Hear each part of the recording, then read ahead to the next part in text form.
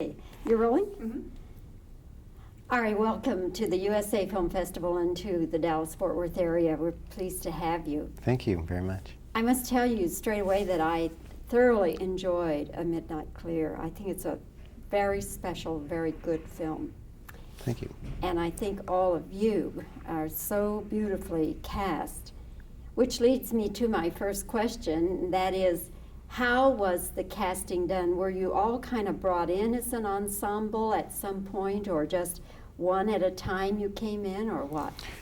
Well, in my case, I had met the director Keith Gordon more than a year before the film actually happened, and at that time there wasn't an attempt at going into production with the film, and I had auditioned for him at that point. The film did not happen then, and a year later, when all the financing was in place and the film was ready to go into production, I read for Keith again, and I was cast at that point. Did you always read for the same part? No, as a matter of fact. I had thought, the role that I play, Stan Schutzer, I had thought initially that I would be, I didn't feel like I was too old to play the role, but I thought I would appear too old to play the role. And so there were other roles in the film that I was interested in. But really, I wanted to do anything with the film. I really loved the script. And then after reading the script, I then read the novel, and knew that if it was ever a movie, I wanted to be a part of it in some capacity. I think that people may not realize that the film has, and the story has, a basis in fact, does it not? Yeah, well, what I understand is that the events in the autobiographical novel by William Morton are just that. He is not the narrator of the piece. He is, however, the writer was one of the characters in this squad of GIs, and he says that all the events were true, had actually occurred. In fact, there were units made up of young men with genius IQs, as I understand it. Right, right. Yeah, there was a program in the Army I'm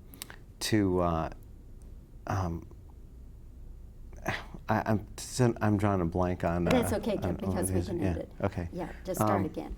What was it called? The initials. Yeah. Oh man. That's right. Don't okay, worry about right, that. Just yeah. a generic group. Okay. Yeah. Let me Yeah. re-ask the question, Yeah. and then, as I understand it, there actually was a unit in the Army that used young men of genius IQs.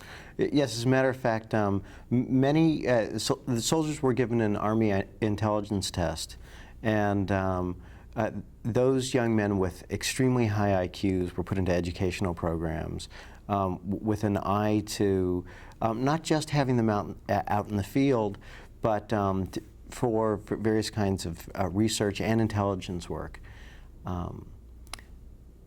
This particular group, it's stated in the film that a group commander had the idea that the best way to get superior intelligence is to have more intelligent soldiers. And these young men are basically put into this group, this INR platoon. But it's also true that by the time of the Battle of the Bulge, regardless of what your position was in the Army, troops were being sent into the Ardennes. I had talked to a gentleman who fought in the Battle of the Bulge prior to doing the film. And he had been stateside for 3 years as a radio signal instructor, and got his papers, and 2 days later was in the forest, and had seen no active combat, and hadn't and had had basic training a couple of years earlier. So, and that was fairly common. Did Keith Gordon give all of you an IQ test? Thank God he didn't, because some of us may not have been in the film. I'm curious to know what you fellas had to go through making this film, because you're out there in the snow and the cold, or, you know, was it fake snow? What was the situation? No, it was real snow. We shot in the woods outside of Park City, Utah. And it was wintertime, and we were running through real hip-deep snow, and it was quite cold. But strangely, there's some very sober material in the film, and in many ways it was this sort of wonderful extended winter vacation with no skiing allowed.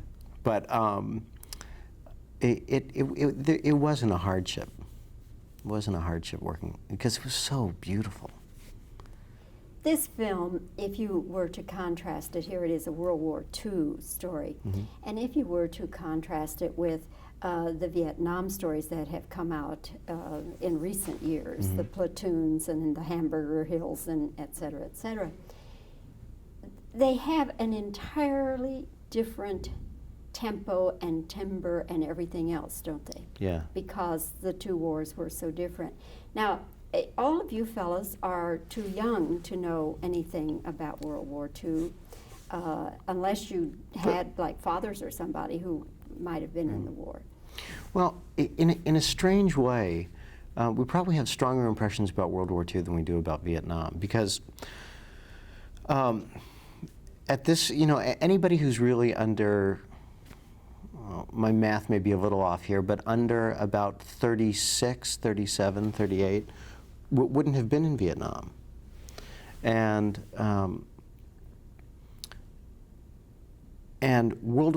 we've seen so much about World War II. We all grew up in school hearing about World War II. We all have a sense of the bravery and the heroism of World War II.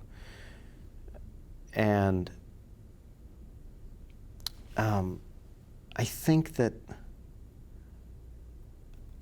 difference is between these, this film and specifically Vietnam films that we've seen. There have been wonderful movies that showed the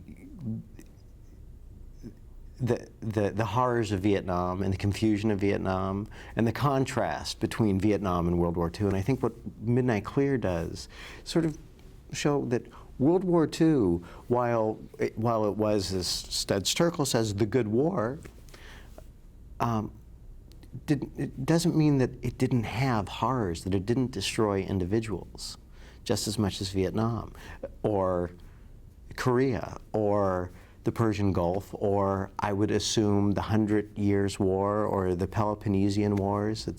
It's more about war and what happens to human beings there than specifically World War II, as opposed to some other conflict. For you as an actor, how was this experience,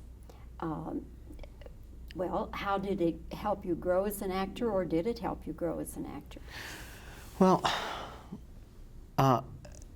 yeah, it helped me grow on a number of levels.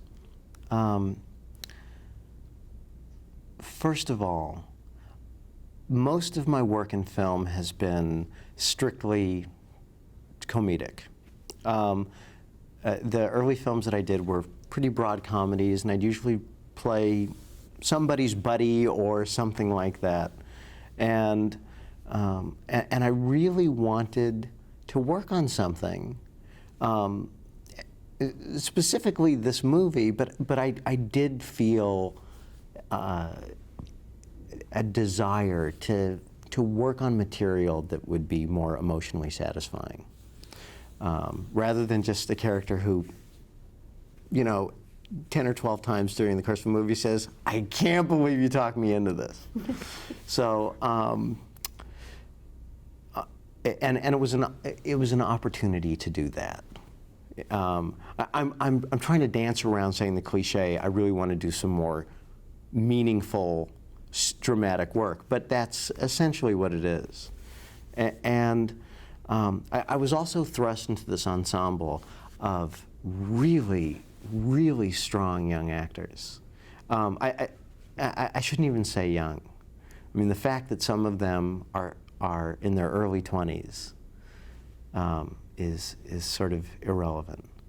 I was put in this group of excellent actors who have all proven themselves, and I had to swim, you know, and I think we all worked well as a group. I mean, I had feelings that you know, I had seen Ethan Hawke's work, Gary Sinise's work, Frank Whaley's work, Kevin Dillon, and Peter Berg, and while you're all working as an ensemble, there's a certain amount of, it's not really competition, but you just want to make sure that that next to them you're not going to look bad. So I don't know if that answers your question, but yes, it does. And I can say that was one of the things I admired about the picture, was that everybody came off looking so good, and yet you all worked together so Yeah. beautifully, hand in glove. It was a joy to sit there and watch the picture, in spite of the fact that it's very tough stuff in there. Some of that is really tough stuff. Well, Ari, thank you for your time. thank you very much. Tell your friends. Enjoyed the visit. Right. Now, did you have a favorite World War II movie that? I think one of my favorite World War II movies is actually Slaughterhouse-Five. Really? Yeah. Which is as about as much a World War II movie as Midnight Clear is. Yeah. No, I went all through elementary school staying home because I was sick and watching war movies on TV. And I have to say that in a certain way they've all kind of blended together. Battleground sticks out. Kelly's Heroes, Stalag 17. Yes, a good one. Yeah. But for the most part, there's like a million scenes of like a blonde private quivering and saying, "I'm scared, Sarge," you know, and And he's always a blonde. yeah, and the Sarge saying, "You can make it, kid," and of course the private gets shot, or the sergeant gets shot and the private becomes, you know, Sergeant York, and but they all deal with heroism and bravery and courage, and which are wonderful and fine ideas, and certainly something that as a nation we needed them to fight this formidable enemy.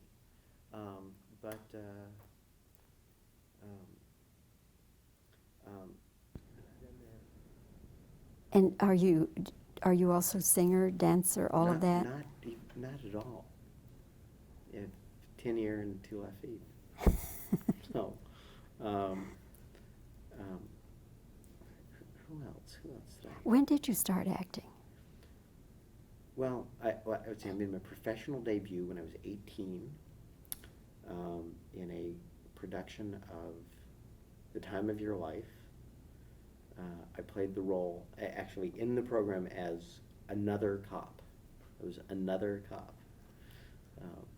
And with a repertory theater in Southern California.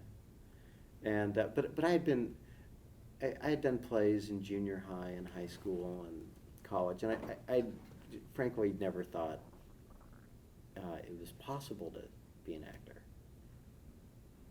I had no idea how somebody did that.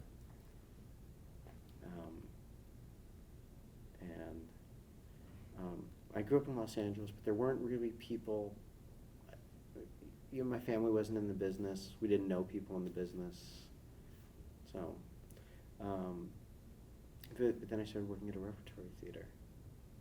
And it was years later, moved back to Los Angeles, and had a friend who was an actor who had an agent, and I just thought that was, well, how do you do that? How do you get an agent? Well, go talk to this person. I went, and they said that they'd represent me. And that was the beginning. Yeah.